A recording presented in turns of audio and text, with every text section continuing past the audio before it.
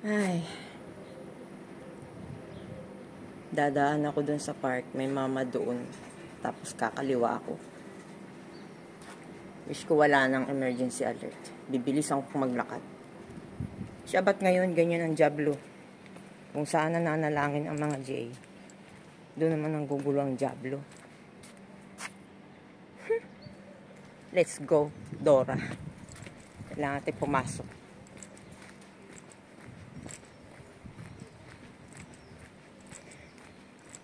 Yung nangyari ngayon, isabat. Pag nag-CR ako, papasok na ako bago palabas na ako ng building. Sabi ko, ano kayang nilalaro-laro ni Erlinda? Shout out kay Erlinda. Kala ko naglalaro, may pinapanood siya or nag-game siyang laro sa cellphone niya.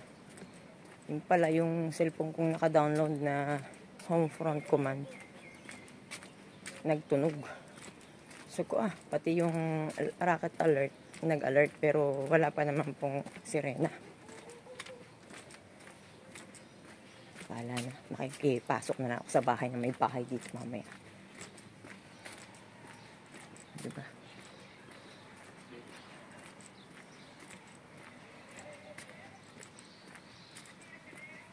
Madami yun. Madaming nakita ko sa rocket alert. Parang parting Beersheba to Dead Sea. Mga hotel-hotel doon ang tinitira. Sinisira nila ang turismo ng Israel.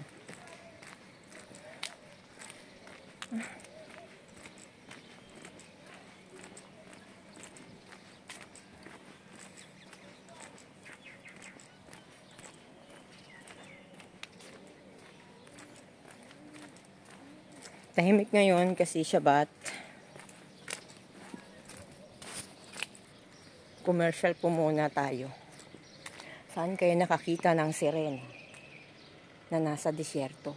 Diba, disyerto dito. Diba, ang sirena sa dagat lang yan. O, diba? Diba naman?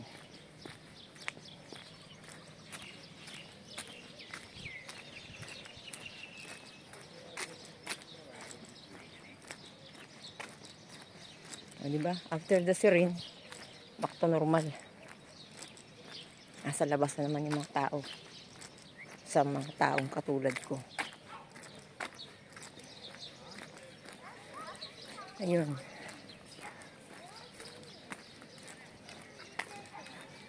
Turo ko sa inyo yung mama dito sa park, kaya dito ako dumaan.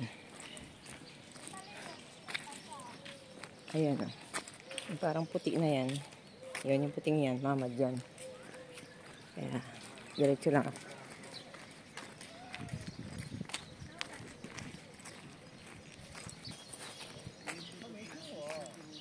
Shabbat shalom.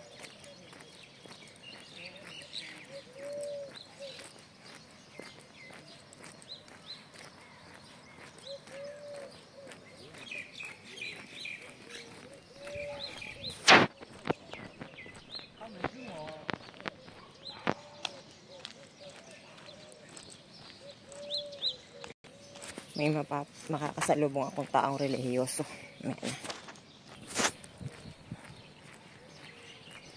Nagdadasal siya. Hawak-hawak niya yung kanilang Biblia. Diba? After the siren, lakad ulit sila magdasal pa rin. Tuloy-tuloy. Matindi ang pananalangin ng mga J. Every week yan. Talagang, kumbaga sa atin, yung matinding pananalangin, Holy Week. Excuse me. Sa atin, every Holy Week ang matinding pananalangin. Sa kanila, every week. Talagang hindi sila tumitigil magdasal.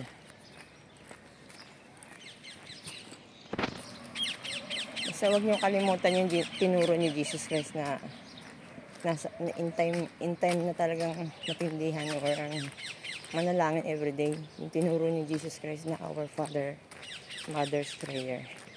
And also, do not forget to call in time of needs. Yung kailangan. Call the name of God. And God will rescue everybody of us. Kaya pag naunahan kayo ng takot sa puso, takot ang mabubuo sa puso nyo, hindi fake. Kaya Tanggalin ang takot sa dibdib. Magdasal.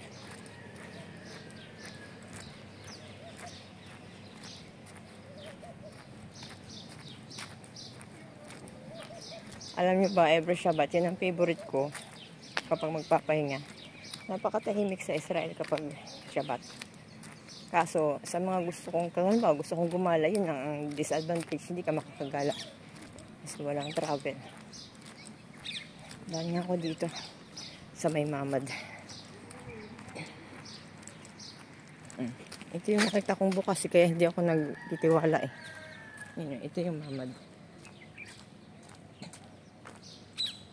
Bali, ang dinadaanan ko, dalawang mamad na nadaanan ko. Eh, hindi nakakatakot. Tapos, dito ako dadaan sa may bahay para makover ang ulo ko. Eh, mahirap din sa building kasi pag nagiba ang building, madadaganan ka ng mga semento. Ako, as may building, tapos andito yung mga pusa. Wish ko nandito yung pusang itim. My friend.